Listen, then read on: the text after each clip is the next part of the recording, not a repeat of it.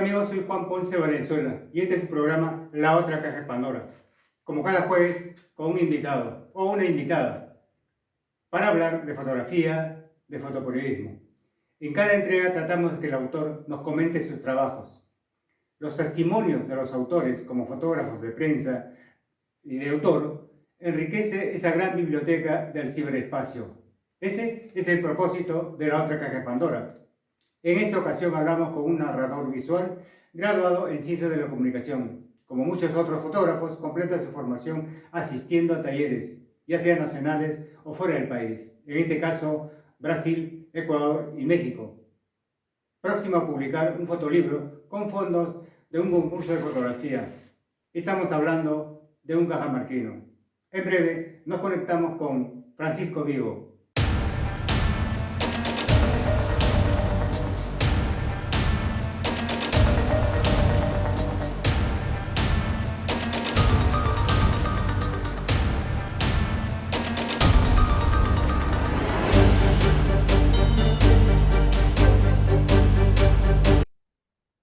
En esta versión de La Otra Caja de Pandora contamos con un invitado paisano de nuestro expresidente, ahora preso, pero también nacido en un escenario histórico, lamentablemente, que casi podríamos decir la historia inicial de los peruanos, ¿no? La captura de Atahualpa. Y para ser más recientes, conflictos a partir de la minería, y quien nos ha invitado, y nos referimos a Francisco Vigo, es de Cajamarca, formado académicamente en Cajamarca, y como se dice, se ha comprado el lío de expresar, documentar visualmente, como él mismo se dice, narrador visual, y ahora nos explicará los detalles de esa calificación o ese concepto. Pero estamos hablando, para mí, como un fotoperiodista, como un fotógrafo, que puede ser narrador visual y cualquier otro adicional concepto que puede ser del mundo de la academia, pero en la práctica, digamos, es recoger un testimonio visual en un lugar concreto, de un proceso concreto, de un mundo real. Creo que eso es parte de la naturaleza también de este programa, La Otra Caja de Pandora. Bienvenido después de toda esta perorata, Francisco. Gusto de verte después de muchos años.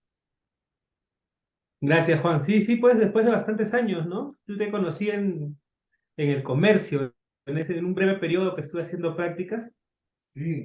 que por cierto fue como la mejor experiencia que creo que como entre las pocas contadas mejores experiencias que me dio la universidad, esa oportunidad de estar en el periódico. Y conocerte a ti, de hecho, fue muy importante, siento, ¿no? Porque como sentí como que tenías como esta otra visión teórica también de la fotografía, ¿no? Que yo nunca había, en la que yo nunca había tomado en cuenta. Oye, gracias por recordarte ¿cómo se dice? Los panfletos imaginarios de un compañero de paso en trabajo, en las cosas cotidianas que a veces uno se pone a pensar y a veces no encuentra con quién conversar y de repente por ahí apareces y para descargar todas las intenciones de aprender más. ¿Qué es parte digamos, de quienes desarrollamos este oficio, este trabajo, esta profesión, ya sea como oficio o como profesión? Porque hay que decirlo, Ujú. la práctica periodística, vamos a decirlo, como ejercicio, no necesariamente pues te forma en la universidad, ¿no? A veces en realidad No, es, no. es una vocación que se forma en el camino y se va construyendo uno. Bien merecidos los que se forman en la universidad y académicamente pueden consolidarse y triunfar. Pero en este caso tenemos varias versiones. Con tu caso creo que también sucede como muchos otros colegas que tiene formación académica, pero que tiene que conjugar con la práctica diaria y con los recursos que a veces la academia no te lo ha dado. Y lo tienes que, Exacto. digamos, tienes que darle forma, ¿no?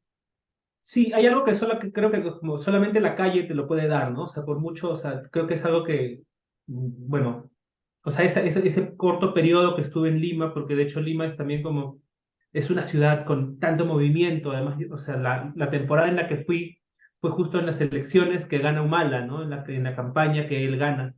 Y era como mercado, correr, todo este movimiento de Lima, que es un movimiento pues que Cajamarca, por ejemplo, no tiene, ¿no? Pero que es tan interesante como estar en ese movimiento, en esa calle, que es imposible pues que alguien creo que alguien te pueda enseñar a hacer eso más que el estar en la calle, ¿no? O sea, porque es algo que, o sea, el resolver todo ese tipo de cosas creo que es como, es muy importante y no, y eso pues no creo que ninguna academia te lo da, ¿no? O sea, Sí, academia, universidad, lo que sea. sí, es un poco como se dice, la academia tiene buenas intenciones y la calle es maliciosa, pues, está preñada de muchas maldicencias, como también las generosas ocasiones de encontrar o hallar, sorprendernos uno mismo con las cosas de la vida cotidiana, que es la ciudad. Lo mismo sucede en el campo, ¿no? O en provincia, por decirlo. No estamos hablando entre la capital y provincia, sino estamos hablando de unas ciudades que tienen su propia dinámica y vida interna y tiene sus pausas, su Sí. tiempo, ¿no? Distinto. Y seguramente muchos que vivimos en Lima, o que viven en Nueva York o viven en París, a pesar de su ciudad que puede amar mucho, seguramente si han tenido la oportunidad de visitar Cajamarca lo deben extrañar, ¿no? Tanto por la comida, por la gente y por la forma, no voy a decir particular, pero muy identitaria que tiene de conducirse el cajamarquino. Ya hemos visto muchos ejemplos y no vamos a mencionar por ahora, pero tú serás el que nos guíe en ese universo de peruanidad. ¿Has tenido recientemente un éxito en un concurso? ¿Cómo es este esfuerzo de los profesionales, de los fotógrafos, de la fotografía sobre todo, tratar de lograr y llegar a una final y ganar digamos, un premio, ¿no? Merecido, porque obviamente es un resultado del esfuerzo, en fin, todo un trabajo que nos vas a comentar. Pero antes de eso, si yo sé que tú a la hora de decir que soy fotógrafo, o no sé si lo dices que eres un fotógrafo, pero la fotografía entra en ti, como se dice, por la cámara del abuelo. ¿Cómo es eso, digo? Sí. Ah, bueno, lo que pasa es que yo no sé, creo, pues supongo como, como todos, cuando somos más chicos queremos hacer un montón de cosas, ¿no? Yo nunca había pensado realmente como en la fotografía, pero en algún momento en una de estas convocatorias así, ¿no? Como que la pregunta era, ¿cuál es tu relación con la fotografía? Y me pongo así como a recordar, porque claro, primero pienso en la universidad y todo esto. Pero luego recuerdo a esta cámara, ¿no? Que tenía mi abuelo guardada en el ropero y que bueno, pues uno de chico curioso está siempre por ahí husmeando y encuentra, ¿no? Y era una Olympus OM1 eh, que alguna vez él se la compró, pero creo que el rollo le salió todo pelado, entonces dijo, está malograda la cámara y la guardó y se quedó ahí años de años. Eh, Entonces yo un par de veces la había agarrado así como para jugar, que miras, porque además, o sea, la cámara como objeto, pues es un objeto hermoso, ¿no? Y una cámara analógica es además más bonito, o sea, su sonido, todo esto que tiene. Y nada, o sea, me puse a jugar y ya, simplemente era como algo que estaba ahí, ¿no? Una travesura de niño. Pero después de varios, yo soy muy malo como con los años, ¿no? Pero en algún momento cuando ya creo que estaba ya como empezando, ya estaba un poco decidido a estudiar comunicación. O sea, yo cuando estudio comunicación quería escribir, pero en el proceso me encuentro con la fotografía y encuentro como esta otra forma de contar cosas, ¿no? De retratar, no sé. Y, y estaba estando en Lima, porque o sea, esta cámara estaba en la casa de mi abuelo en Lima, ¿no? No en Cajamarca. Y estando en Lima en algunas vacaciones, me matriculo en un taller de fotografía, me acuerdo, en la Casona San Marcos, y, y le pido la cámara, ¿no? Le digo, mira, o sea, me dice, está malograda, entonces yo le digo, me la puedo llevar, la arreglo y la uso. Ya, me dijo, está bien. Me la llevé y claro, al final no estaba malograda, solo que el fotómetro no funcionaba. Entonces, por eso todo había salido velado, ¿no? Entonces sí, o sea, fue como frustrante usar esa cámara no disparé tanto con ella, pero, o sea, era frustrante porque, claro, tenías como que andar con tu papel, ¿no? Con esta ley de F no sé qué, hizo no sé cuánto, si estaba soleado, si estaba nublado y tal, ¿no? Entonces, Antes de que me olvide, sí, ese detalle que comentas me hace recordar alguna frase de la conversación de un abuelo con su nieto. Y le pregunta el nieto le pregunta al abuelo, ¿y cómo se resolvían ustedes todo el problema sin computadora, sin toda esta tecnología?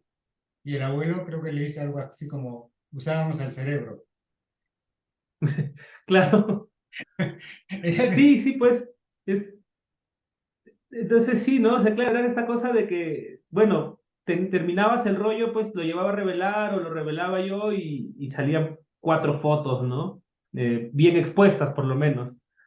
Eh, pero sí, de hecho me parece bien importante esa, o sea, el entender la suerte que tenemos de que ahora en la cámara revisas si todo funciona, ¿no? Y tienes un fotómetro y puedes ver la foto después, ¿no? O sea, creo que sí es importante como entender el privilegio que tenemos ahora de tener las cámaras digitales frente pues, a lo analógico, ¿no? Bueno, que bacán, me parece bien bacán que hay mucha gente que está usándolo. A mí me parece ahora como ya como muy costoso, ¿no? Trabajarlo analógico, pero sí, o sea, me pareció una experiencia bien importante, incluso luego en la universidad ya con la cámara estenopeica también me parece como aprender, por lo menos conocerla, creo que es como muy importante, ¿no? Para entender la fotografía realmente, ¿no? Para entender este fenómeno, este efecto físico que es la fotografía, ¿no?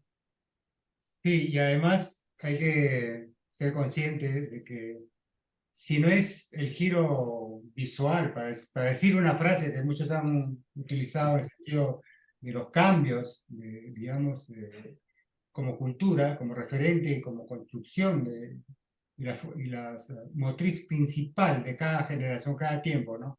Así como hubo el giro lingüístico, ¿no? O hablando sobre el giro visual, ¿no?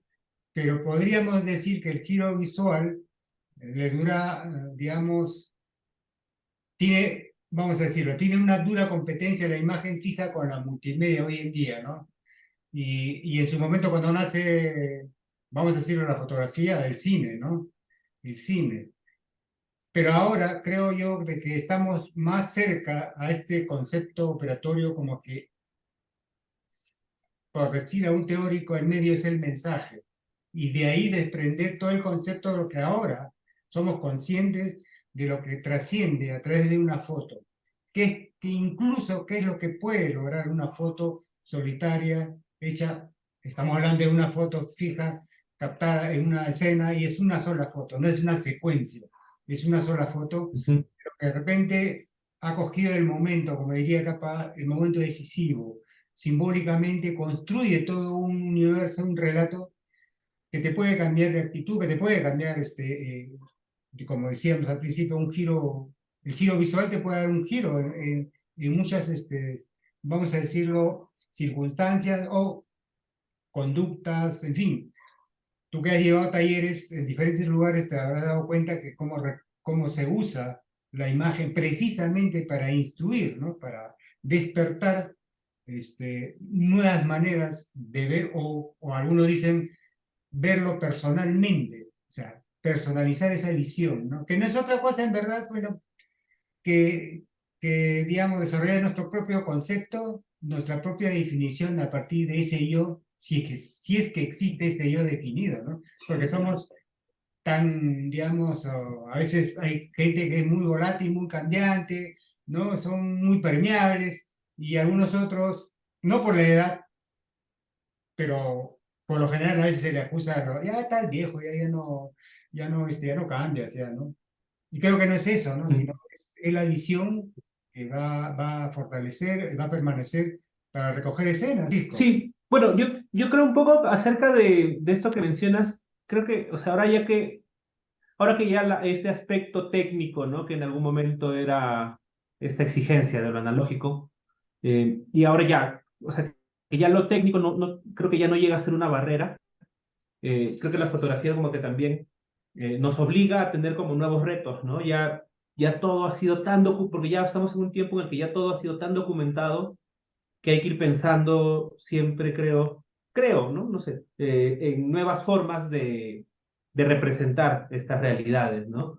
Estamos ya tan acostumbrados a la violencia visual, o sea, ahora, por ejemplo, no sé, con toda la fotografía de conflictos, ¿no? Pero ahora además con todo esto que está pasando en Palestina, o sea, esta cantidad de imágenes impactantes, ¿no? Que son, pues, o sea, no sé, pensando como en estas imágenes históricas, tal vez en la de la niña del Napal en Vietnam, esta que hace Kevin Carter, ¿no? En Sudáfrica o en Sudán, la de la niña y el buitre, ¿no? La de esta persona con el buitre.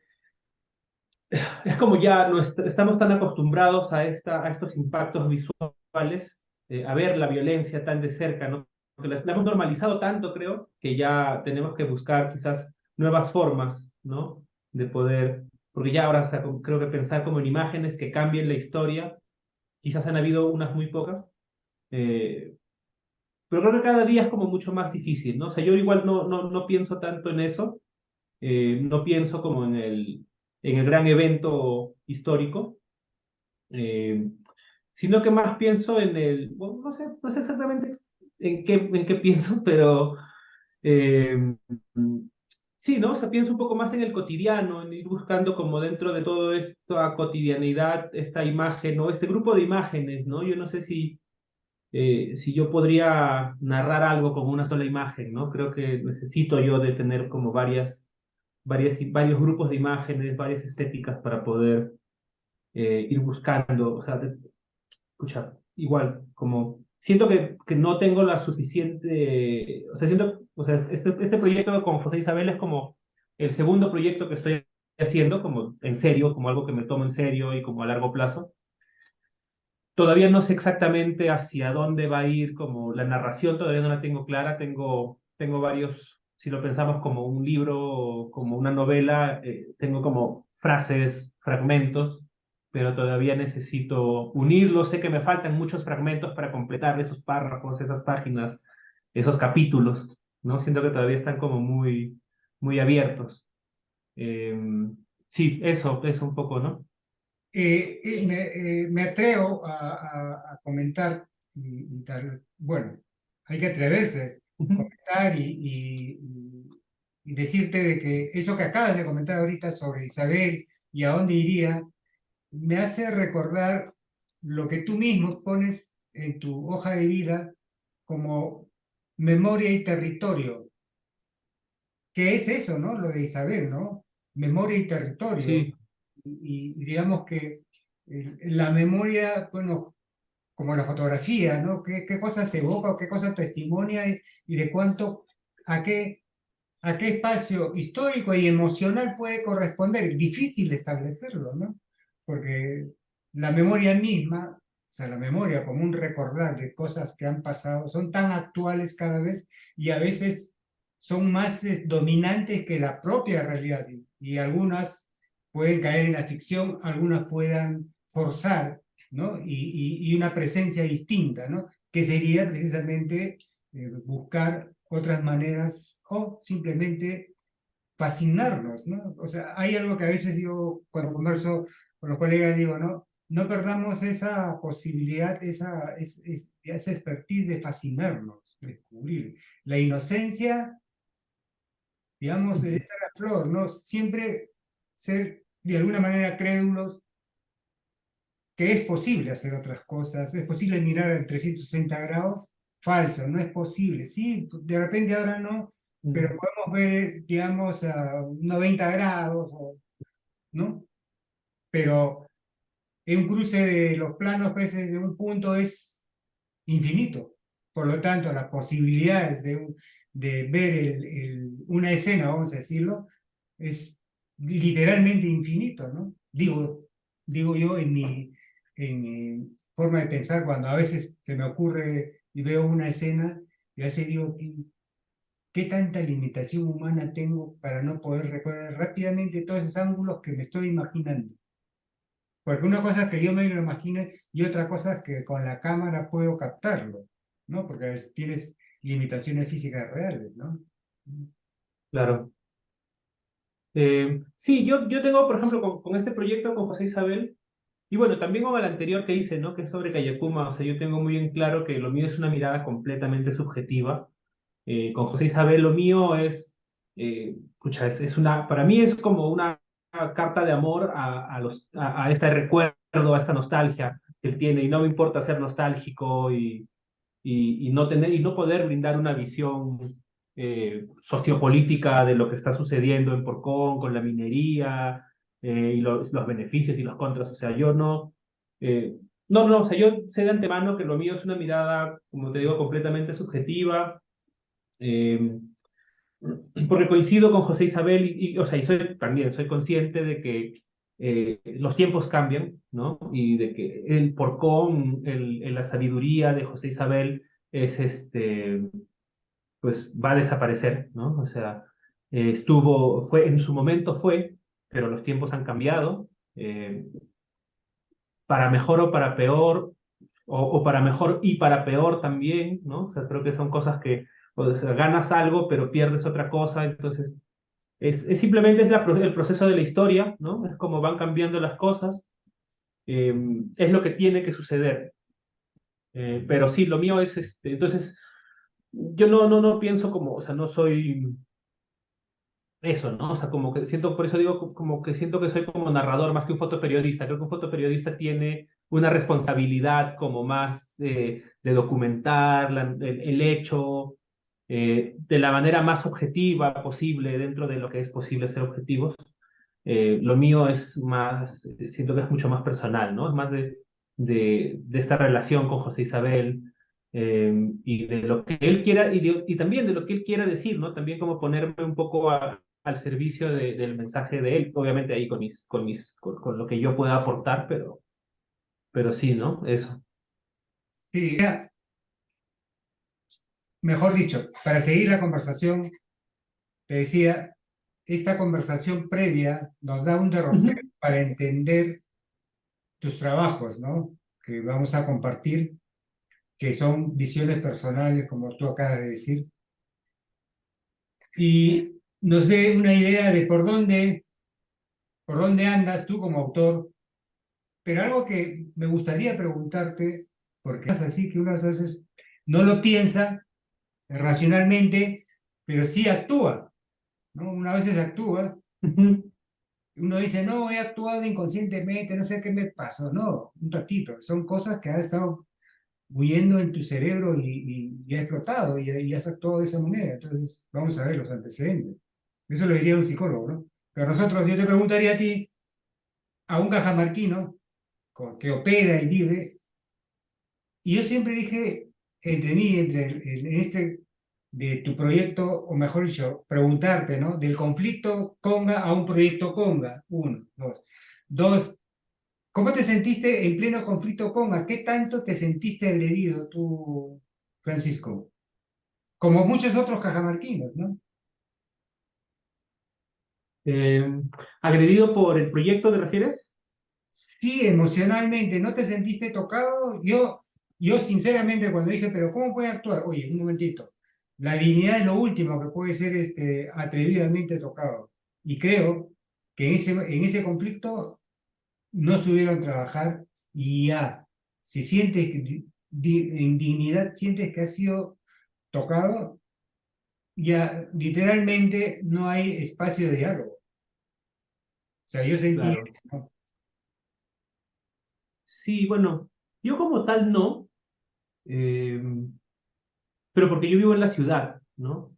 Entonces creo que hay una gran diferencia eh, entre lo que siente la gente de la ciudad, que sí, yo, o sea, a mí tampoco me parece, o sea, yo nunca estuve a favor del proyecto, pero en mi casa, pues en mi familia hay un montón de gente que trabajaba en ese tiempo más para los proyectos mineros y muchos amigos más que decían, o sea, que veían en el proyecto como una gran fuente de ingreso, ¿no? O sea, tengo amigos que se acababan de casar, que acababan de tener un hijo, y que estaban esperando que empiece el proyecto para para tener trabajo, ¿no? Porque ya estaban como un poco ahí en ese camino. Eh, lo cual me parece válido, ¿no? Pero al mismo tiempo está esta otra parte rural que pues, siente que no les han preguntado, eh, que ya, o sea, porque Conga es un proyecto, es un conflicto del 2011-12, pero nosotros ya teníamos el conflicto de Kilish, que había sido en el 2004, si no me equivoco, y teníamos el conflicto de, bueno, que no fue un conflicto, pero tuvimos lo que pasó en Choropampa, que es que hubo un derrame de mercurio. Entonces, y además de todas estas pues, errores cometidos, abusos y errores cometidos por funcionarios, por trabajadores de las empresas mineras, eh, que sucedían, pues que te los encontrabas todo el tiempo, ¿no? Este impacto que se había generado, eh, y mucha gente campesina se sentía vulnerada, ¿no? Y ellos sí se sentían vulnerados, porque claro, Yanacocha tiene muy bien claro que tiene que llevarse bien con sus vecinos para que sus proyectos funcionen, pero piensan en los vecinos inmediatos, pero obviamente, pues, o sea, estamos hablando de mega minería, entonces no se pueden centrar en el vecino del costado, ¿no? O sea, tienes que pensar en los vecinos hasta, ¿no? O sea, impacta de manera enorme. Eh, pero claro, desgraciadamente también el conflicto se ve manchado por el manejo político que le da Gregorio Santos, ¿no? Que era el presidente regional, que claro, antiminero, pero ¿qué hizo en favor de, ¿no? Además tenía una empresa que creo que le daba servicios a la mina, entonces era como, o sea, simplemente era provecho político. Obviamente es un político, ¿qué político es confiable en estos tiempos? Eh, pero claro, ¿no? O sea, se le da como este manejo político y aparecen centenares de oportunistas, entonces es esta sensación más bien pues de decepción, ¿no? De todo el sistema, de que se contamina también, no solo, o sea, se contamina y se aprovechan del deseo real de comunidades, de ronderos, de campesinos, de agricultores, que están defendiendo un ecosistema, que están defendiendo su modo de vida, y de la cual se aprovechan, pues, unos cuantos oportunistas, unos cuantos políticos, Para ¿no? decirlo, este no es un programa sobre política, es un programa hablando de fotografía, sobre fotoperiodismo, y estamos hablando con Francisco Vigo, él se conecta desde Cajamarca, de ahí el tema que estamos recordando. ¿Y por qué lo recordamos? Yo personalmente tenía la intención de recordarlo porque es parte de la historia reciente y es historia en diferentes departamentos muy similares, ¿no? Donde la minería no ha tenido vamos a decirlo, el tino de llevar su responsabilidad social adecuadamente. Se repite, como decimos, en diferentes ciudades del país, donde ha habido algunos proyectos de minería.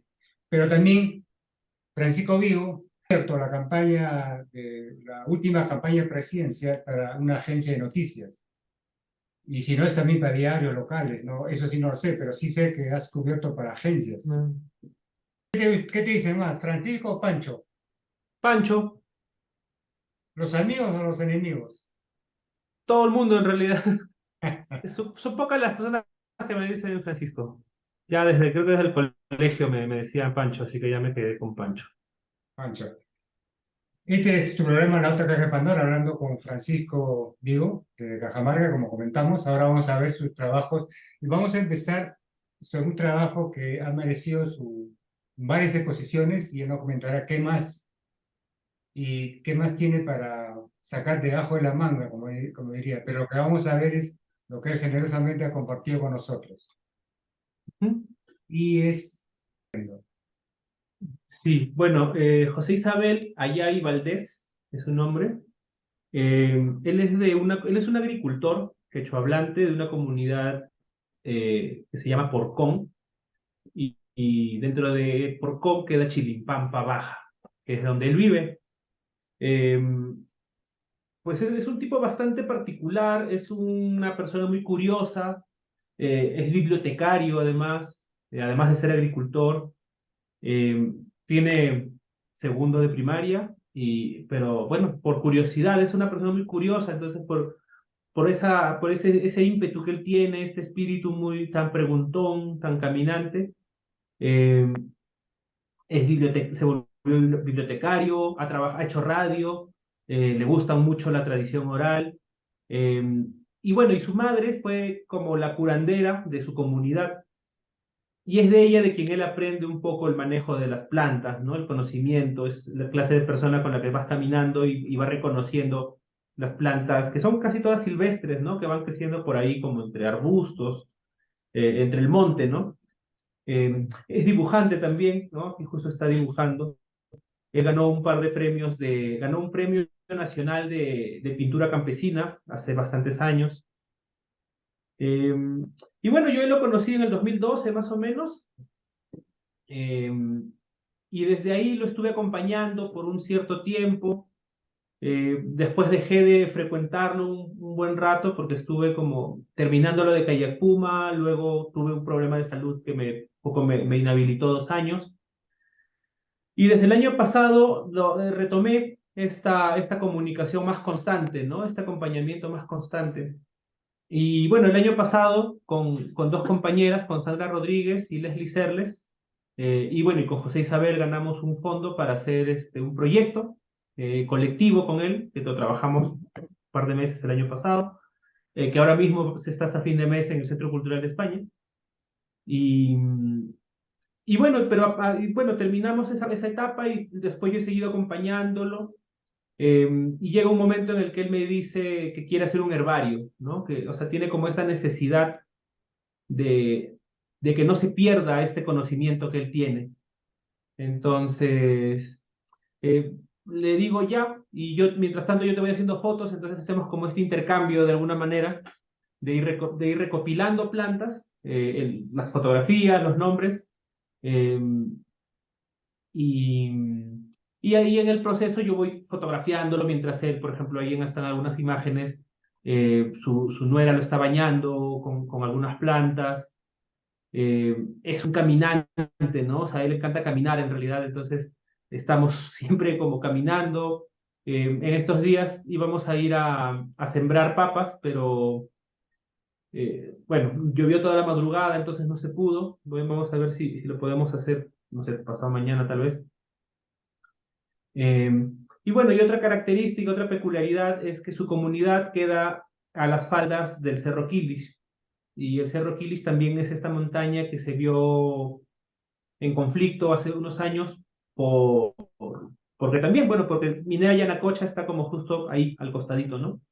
Ya. Entonces, la idea era la expansión hacia el Kilish, pero el Kilish es como tiene, bueno, ahí está el río Kilish, que pasa por debajo del cerro Kilish, y además tiene este carácter, pues, sagrado también de las montañas altas.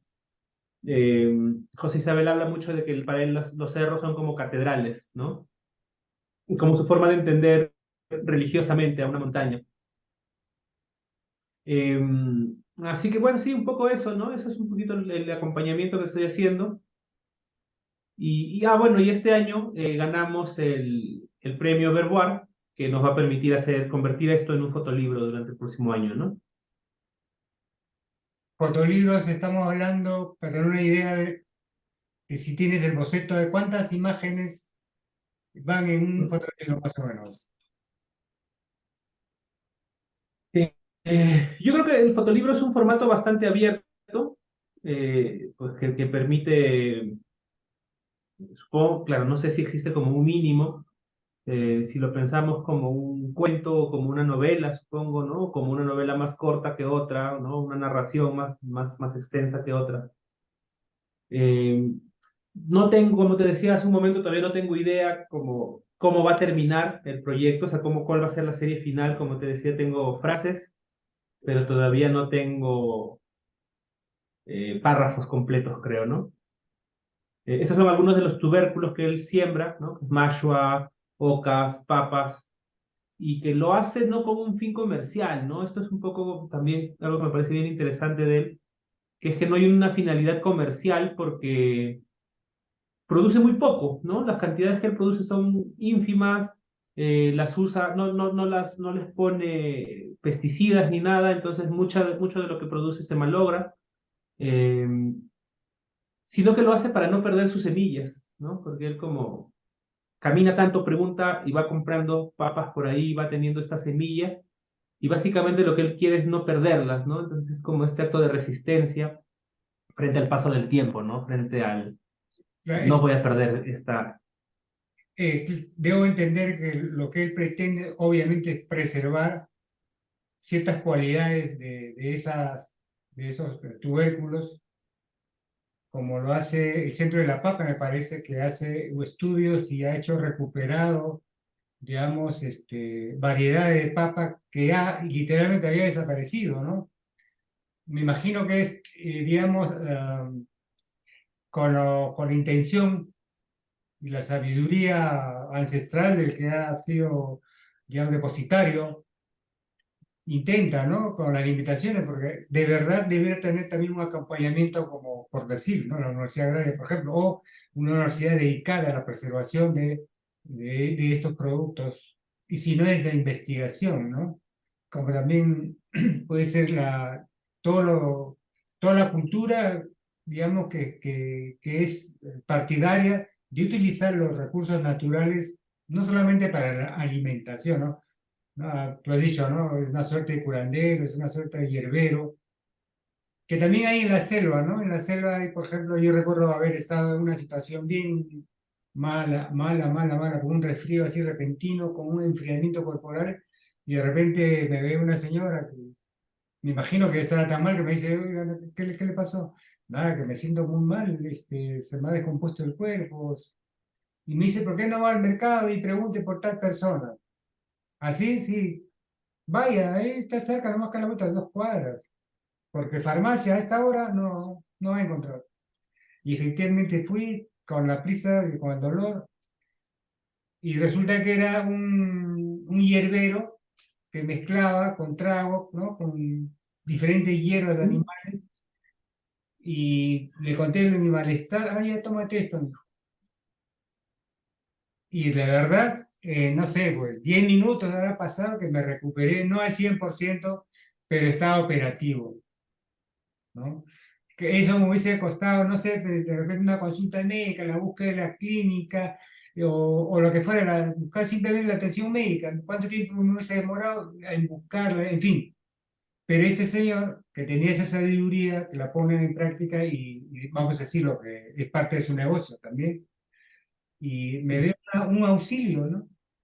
Es parte, como digo, ¿no? O sea, cómo se puede compartir ese conocimiento. Creo que ese es un gran esfuerzo, que, bueno, vas a ser semi-autor, me imagino, si se logra ese proyecto en esa faceta, ¿no? Porque la faceta que ahora nos estás comentando, obviamente, es la producción que debe desembocar en, como resultado, parte de ese proceso, de un fotolibro. Sí, la idea es un poquito, sí, la idea es que en la medida de lo posible el libro sea coautoral. Eh, o sea, un poco la idea que yo tengo es poder combinar el herbario con este acompañamiento, ¿no? Eh, Vamos a ver si se logra, vamos a ver cómo se logra. Y sí, bueno, un poco o sea, ante un estado ausente, eh, que estas comunidades no han tenido una posta, no han tenido un doctor nunca, hasta hace poquito. Entonces a la gente lo que le quedaba era aprender a curarse con lo que tienen a la mano, ¿no? Entonces, ante esa necesidad, pues surge esta sabiduría, ¿no? Desencadena esta sabiduría pues, que es interesantísima y que se está perdiendo, ¿no? Entonces, ¿cuántas medicinas podríamos perdernos en breve porque no las conocemos, ¿no?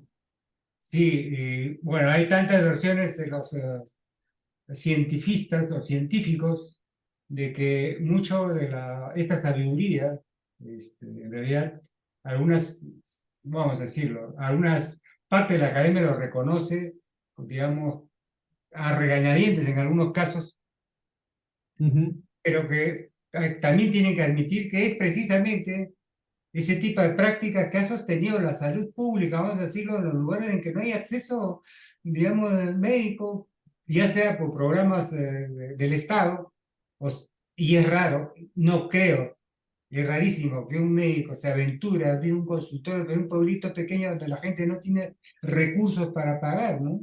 Así que Sí, está, claro. Sí, claro, ¿no? O sea, Porcón tiene una historia un poco dura de haber sido hacienda. eh, y de racialización hacia los porconeros, ¿no? Por ser campesinos, por hablar quechua. Entonces, Cajamarca, con todas sus cosas bonitas, también tiene estos otros aspectos que es que Cajamarca es muy racista. Las personas en Cajamarca, o sea, hay como una cuestión así muy hablando, hablando, marcadamente racista. Ujú. hablando de Cajamarca, no sé si tú lo habrás sentido o no, pero los tucos, sí, sí sabes quiénes son los tucos. No Los los, Tucos, el grupo, el grupo, ¿no? claro, claro, pues el grupo Ya, de ajá, folclore, ¿no? Pero claro, no sé si en su momento, en la época de los 90 se han equivocado, cuando decían tucos en realidad eran los terrucos. claro, Es claro, sí, sí, sí. casi como una pausa para seguir viendo fotos de Francisco Vivo. En este caso, precisamente vamos a compartir unas fotos casi de paisaje social, de vida cotidiana de Cajamarca. Ujú. Eh, sí, estos son una familia. Carlos Zambrano es el nombre del señor. Esta foto es del 2012, si no me equivoco. Ellos eran los mayordomos de la fiesta de las cruces de Porcón, que se celebra ahí, que se celebra también ahí. Y este era uno de los chanchos, o sea, que no era el único, ¿no? Pero era uno de los chanchos que tenían ahí listos bueno, para compartir, porque claro, ¿no? Como estas fiestas, bueno, como se celebran en muchas partes del Perú, en donde el mayordomo tiene que darle de comer a todos los visitantes, ¿no? ¿Y esta es alguna comparsa con ese motivo o en otra festividad? No, esto es en una fiesta que son los Diablos de Ichocán, que es una comunidad, son, bueno, Ichocán queda en San Marcos, que está como hacia el sur de Cajamarca, que no es el único lugar en donde hay diablos, ¿no? Le llaman diablos a este traje, pues, ¿no? Y es una celebración, es una fiesta bastante interesante, muy bonita, eh, que se celebra ahí, ¿no? Si alguna vez fuimos ahí con un grupo de amigos, así como, o sea, estoy hablando de estas fotos de tiempos de finales de la universidad, más o menos, ¿no? Claro. Entonces estábamos ya como con las cámaras, con ganas de tomar fotos, ¿no? Una consulta casi de antropología. ¿Son mujeres, pero son diablos o son diablas? Son hombres y mujeres, Ya. pero usan falda, ¿no? El parte del traje es como esta. Y esta es la parte dancística de estos Esto mismos es. personajes. Sí, sí, sí, exactamente. O sea, o sea, Ichocán es curioso porque en Ichocán, no sé cómo estará ahora, hace tiempo que no voy, pero en Ichocán es como, no pasa nada todo el año, pero para la fiesta es como todo el mundo llega, ¿no? Y además es de donde, es de ahí Imazuma. Tienen Ah, como este otro orgullo, ¿no? Orgullo regional de que Imazuma que es de ahí. ahora, para los que no saben, Inazuma, que hay que decirlo, que es una tenor, una de las primeras tenores Una peruanas, can- ¿no? Sí, es una cantante lírica, si no me equivoco, que ya Sí, falleció, pero sí. sí, que alcanzó fama internacional en su momento, ¿no? Bueno, la anterior seguro que es un tema religioso, ¿no? Como decía de Cruz.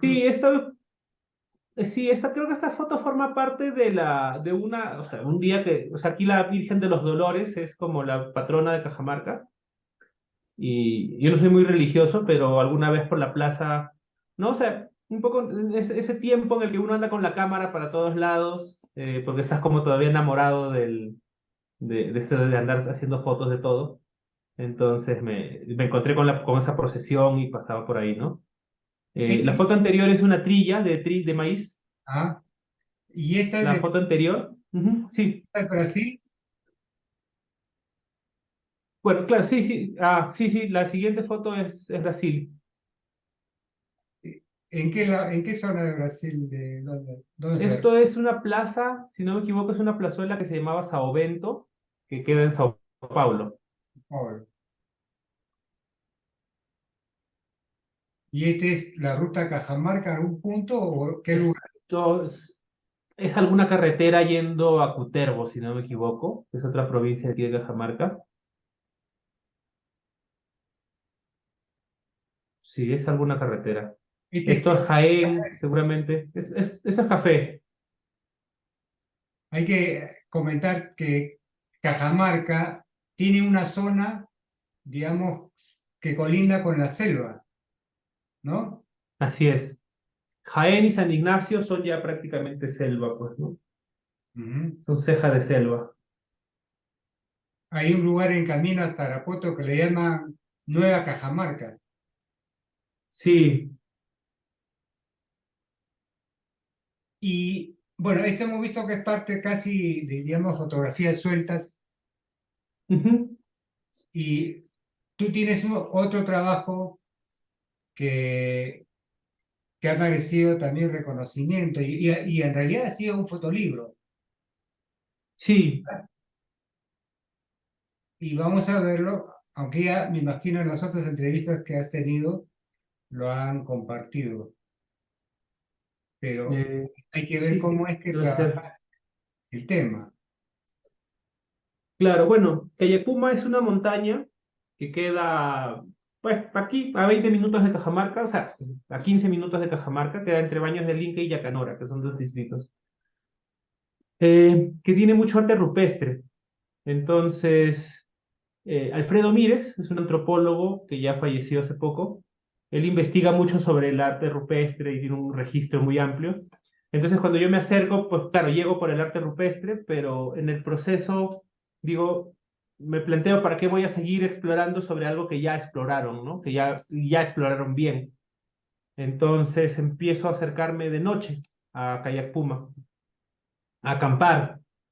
Entonces me empiezo a encontrar como con otra mística, siento que la montaña como toma otra energía, otro rostro cuando es de noche. Esto es, por ejemplo, otra parte del proceso que me empiezo a acercar mucho más a las piedras y empiezo como a también a encontrarme ahí con estas texturas. Entonces me interesaba pues hablar un poco de cómo... Entonces ya, o sea, está ahí la montaña, tiene un valor arqueológico, pero nuevamente, ¿no? O sea, no me interesaba como acercarme tanto a eso, sino más que todo a la mística, de entender a la montaña como un ente vivo, como algo que despierta por momentos, que se puede volver agresiva por momentos, que puede ser más calmada en otros momentos, ¿no? Esto ya es de otra serie, estas ya son, otra vez son las fotos sueltas. Y, Entonces sí, un poco con Kayapuma me centro en eso, ¿no? Me interesa como buscar esa es como mi objetivo ahí, ¿no? y sí se siente lo que acabas de comentar, ¿no? Que cuando se habla de la piedra, de la cosa pétrea, se puede pensar que es algo que no tiene vida, ¿no? Como tú acabas de decir, pero en realidad Ujú.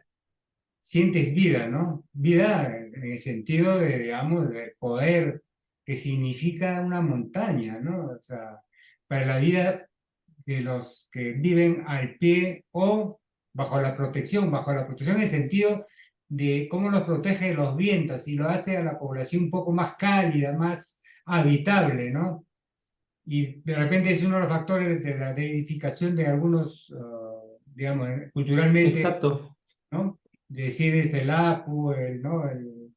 Darle ese sentido. Y claro, fotográficamente tengo que admitir lo que se siente, esa visión que tú acabas de decir, ¿no? Que tiene vida, ¿no? O encuentras sentido de vida, vamos a decirlo propiamente, ¿no? En la composición, con los elementos que empiezan a aparecer, como tú dices, en la noche, ¿no? Que no es lo mismo que de día, ¿no? Porque estas Sí, corrientes de nube no lo vas a ver si es que no pasa, como se dice en el mar, si no hay, ¿cómo le llaman en el mar cuando el mar comienza a la subir la marea? turbulencia, Claro, si hay marea claro. alta es distinta a marea baja, algo así como ves en la montaña. Y algo de esto se siente y no me podrán negarlo los que practican el ascenso a los nevados o la práctica del deporte de alta montaña. Alguna vez tuve la oportunidad de estar y disfrutar una visión desde Huascarán, penúltimo estación, vamos a decirlo, campamento, que es posible hacerlo. Ya posteriormente tenía que ser experto, yo no era más que experto en mirar, pero no en sobrevivir pues en el nevado, ¿no? Que es algo así como esto, cómo sobrevivo 3 días observando, ¿no? Hay pajareros, ¿no? Que se dedican a observar las aves varios días para lograr alguna escena con la que sin duda van a disfrutarlo, ¿no? Y lo mismo pasa con aquellos que recorren Ica, es una suerte de guardián, un marino dedicado a la preservación de las ballenas, los restos de ballenas que se han, digamos, encontrado y que él ha tratado de protegerlo, ahora no sé cómo le va, pero también me decía, oye, vivir en el desierto no es que te sientes calor, tiene que estar bien abrigado. No, sí, me dice. Y por eso tengo veamos, tiene su equipo de sobrevivencia con una ropa de invierno. O sea, le dije, no, ¿verdad? Ah, mira, qué interesante. No, cosas de esas pues, ¿no? Es lo que compartes con este trabajo de Puma, efectivamente, ¿no? Verlo, pues, y no solo verlo, creo, ¿no? Sino es pasar por un razonamiento distinto, ¿no? O sea, no el razonamiento frío del 3x3 9, ¿no? No, acá hay No, pero emociones que solamente la puede descubrir el que lo ve y que lo siente. Porque de repente, pues, los que no tienen esa cultura, es probable que también la vea, porque total, es una comunicación entre el ecosistema normal, natural de la naturaleza y mi cuerpo, ¿no? Me imagino que... sí, y yo creo que también hay algo que sucede en lugares como las montañas, seguro que también como el desierto. Yo estoy fascinado con la imagen de María Reich, sola en el desierto, cuántas noches habrá pasado ahí y cuántas cosas pues, mágicas habrá visto, o sea, mágicas, ¿no? Que fuera de, de nuestra comprensión habrá visto. Algo que yo creo que aporta muchísimo en este proceso es el silencio, ¿no? El estar en la montaña solo, pues con, no sé, con la cámara o sin la cámara, ¿no? En un momento de este proceso. Para mí Calle Puma es muy importante, es un proyecto para mí que me marca mucho, porque yo entro a Kayak Puma totalmente novato, eh, buscando el paisaje, ¿no? Cielito azul, pastito verde y todo esto. Y, y en el camino, ¿no? Voy como buscando estas, o sea, porque claro, veo las fotos y tengo un montón de fotos, pero no encuentro la narración, no encuentro la historia, no me mueven, ¿no? No me motivan. Son fotos, digamos, en el proceso que bien logradas, pero que ¿no? Les falta esa otra cosa. Entonces empiezo a explorar, explorar, explorar. Y estas fotos surgen como un error, en realidad, ¿no? O sea, surgen porque como estaba de noche, nuevamente buscando como la foto nocturna bien tomada, con las estrellas en movimiento y todo esto, y en una de esas como, no sé, se te cae el trípode, se cae la cámara, mueves la cámara sin querer, y cuando regresas dices, ya, bueno, son errores, digo, y ahí como mirando esos errores te encuentras con que, ah, pero mira, esto parece esto otro, ¿no? Y ya empiezo y vuelvo, pero ya buscando el error, ¿no? O sea, como ya haciendo estos movimientos a propósito, buscando estas otras caras, digamos, dejando un poco de lado la parte más pulcra, digamos, de la pulcritud técnica, y más bien como buscando esta cuestión un poco más subjetiva, un poco más de error, qué sé yo, ¿no? Sí, eso me hace recordar y me hace disculpar, pero Sí. tuve que levantarme a las 3 de la mañana porque quería hacer una foto distinta de las Islas de Pascua. 3 de la mañana pedí que el transporte me recoja y me tiene que llevar a tal tan temprano. Sí, no quiero ir a esa hora. Y yo quería efectivamente ver el amanecer entre la noche y el amanecer, la hora azul y tener largas exposiciones para sentir esa sensación de las nubes, ¿no? traslado y lo que deja como una estela, ¿no? Te da sensaciones distintas. Ujú.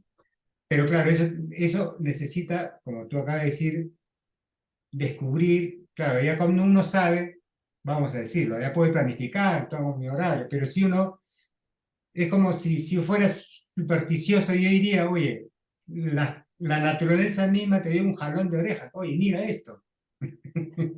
Algo así, ¿no? El azar. Ha habido muchas fotos famosas, sería, no digo innumerable, pero ha habido famosas que dice que ha sido en realidad un disparo casual, ¿no? No fue pensado, Claro, ¿no? Sino se le fue el dedo.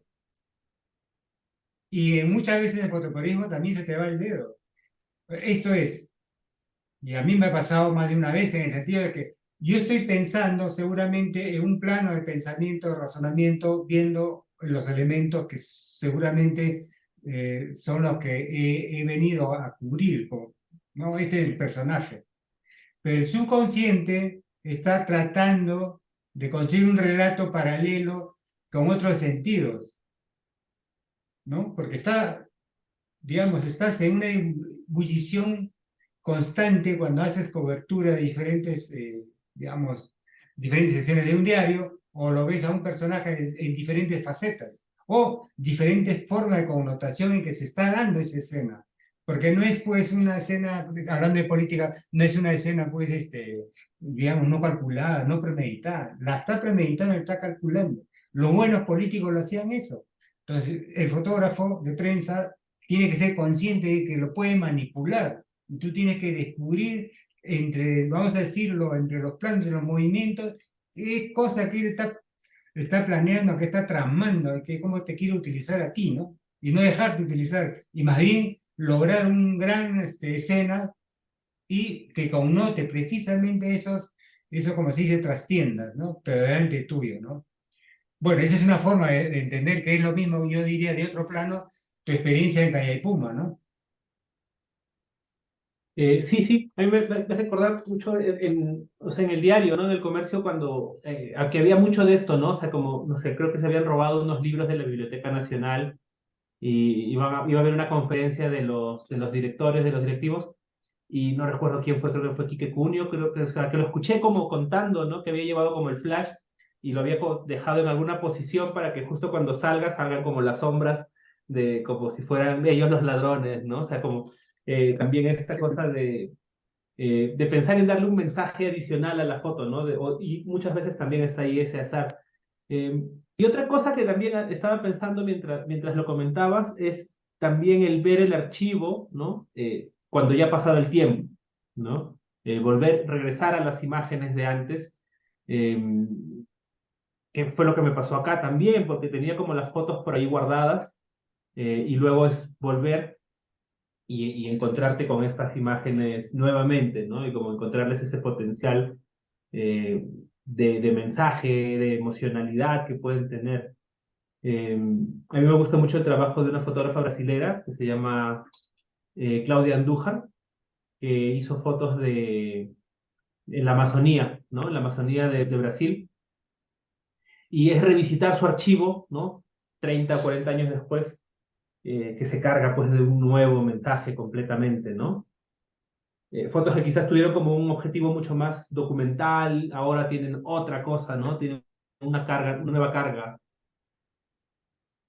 Sí, Francisco, no solamente hemos conversado de política, filosofía, sociología, pero estamos en fotografía.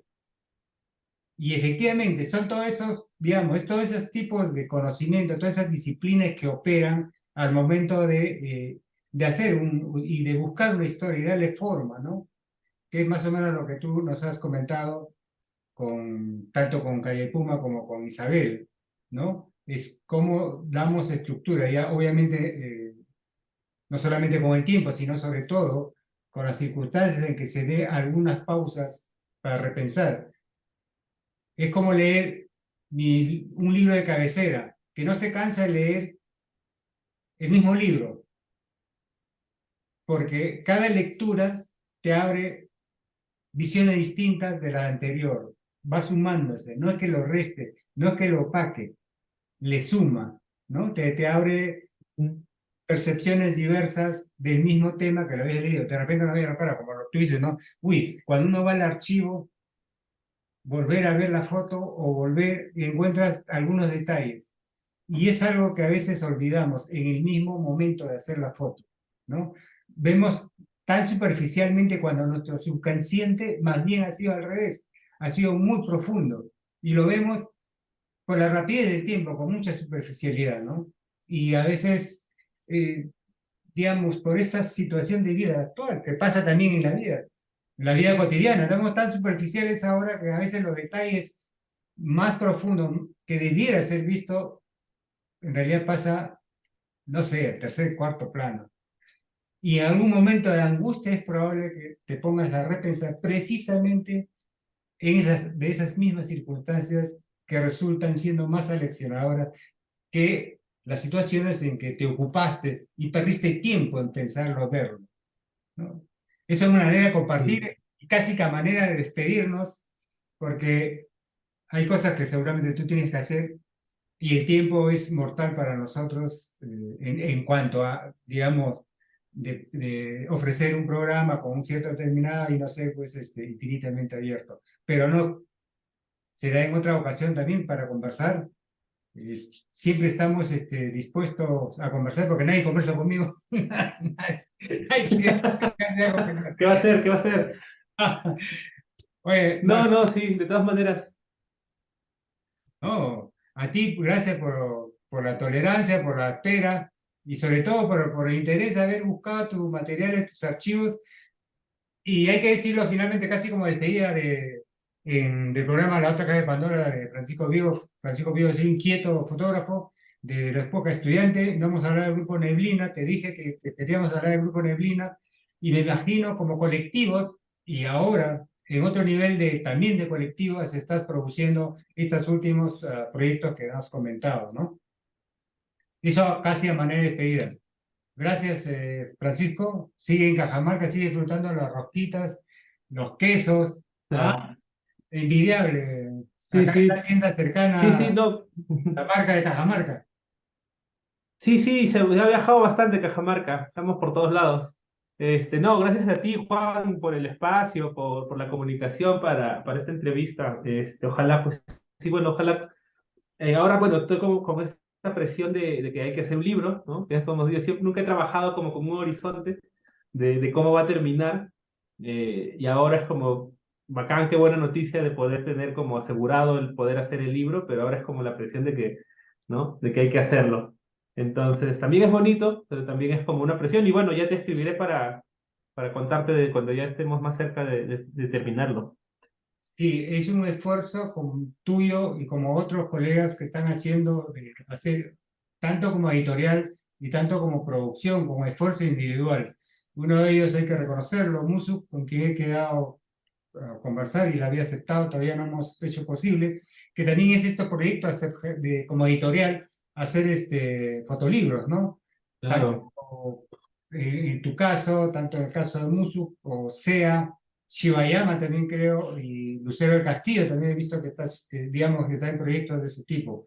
Y me imagino hay más colegas en diferentes departamentos también con el mismo proyecto, que hay que felicitarlo y felicitarnos todos porque esto suma y genera un mercado, ¿no? Y cosa que no hemos hablado, seguramente los libreros, los proyectos como los que estás haciendo, será parte del debate, ¿no? De cómo generar interés, cómo generar un mercado para estos productos. Ha sido un sí. gustazo, Francisco. Un Gracias. gustazo, Juan, gracias por tu tiempo, gracias por la entrevista. Esto ha sido un reencuentro con Francisco. Yo diría como la continuación de conversaciones truncas durante el tiempo que hizo prácticas en el Departamento de Fotografía del Diario del Comercio.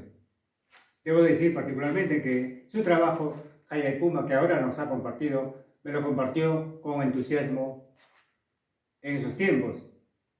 Y eso fue al poco tiempo de haber concluido su práctica de fotografía y por diferentes razones no se dio ese intercambio.